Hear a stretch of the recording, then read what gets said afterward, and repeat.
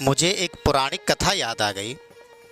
एक बार की बात, जो धन के स्वामी हैं श्री कुबेर जी महाराज, उनके मन में एक विचार पैदा हुआ कि मैं संसार का, इस ब्रह्मांड का सबसे धनवान, सबसे संपत्ति वाला हूँ, लेकिन इस बारे में कोई नहीं जानता।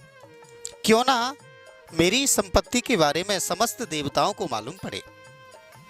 भगवत प्रेमियों, श्री कुबेर जी महाराज ने एक आयोजन रखा जिसमें समस्त देवी देवताओं को निमंत्रण दिया। भोले बाबा के पास पहुंचे और बोले, हे भोले शंकर, मैंने एक भव्य भोजन का आयोजन रखा है जिसमें आप परिवार सहित पधारिए। शंकर भगवान उसकी भावनाओं को समझ गए और पहचान गए कि श्री कुबेर महाराज को अभिमान आ गया है। ये दुनिया को दिखाना चाहते हैं, ये दिखावटी बनना चाहते हैं।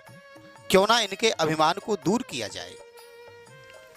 भोले बाबा ने श्री कुबेर जी से कहा कि हे कुबेर, मैं तो जा नहीं सकता, मुझे कहीं और जाना है, लेकिन श्री गणपति जी चले जाएंगे। और बेटा, सबसे पहले गणेश की पूजा होती है, इसलिए सबसे पहले गणपति जी को भोजन कराना, उसके बाद में समस्त देवताओं को भोजन कराना। श्री कुबेर जी महाराज ने प्रणाम किया, अपने नगर में आ गए। समय आया, भव्य आयोजन रखा गया। श्री गणपति महाराज पधारे, समस्त देवी देवता पधारे। सबसे पहले श्री गणपति महाराज को भोजन परोसा गया। चंदन की चौकी, सोने की थाली, सोने की कटोरियाँ, अनेकानेक प्रकार के बड़े बड़े व्यंजन। श्री गणपति महाराज ने भोजन प्रारंभ किया। करते जाएं, जितना भंडारा कुबेर महाराज ने समस्त देवी देवताओं के लिए बनवाया, समस्त भंडारे को, समस्त प्रसाद को, पूड़ियों को, जितने भी पकवान बने थे उनको श्री गणपति महाराज खा गए। अब तो भगवत प्रेमियों, कुबेर के महलों में हलचल मच गई कि भोजन समाप्त हो गया।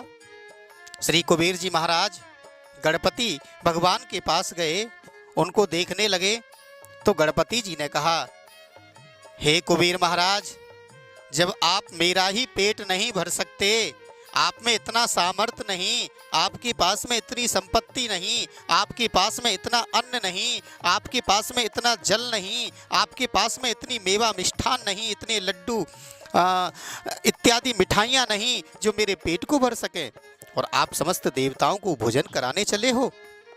श्री कुबेर जी महाराज का अभिमान चकनाचूर हो गया और गणपति के सामने हाथ जोड़कर प्रार्थना करने लगे कि हे गणपति भगवान, आप मुझे क्षमा करो, और मुझे अभिमान हो गया था, आज मेरा अभिमान दूर हो गया।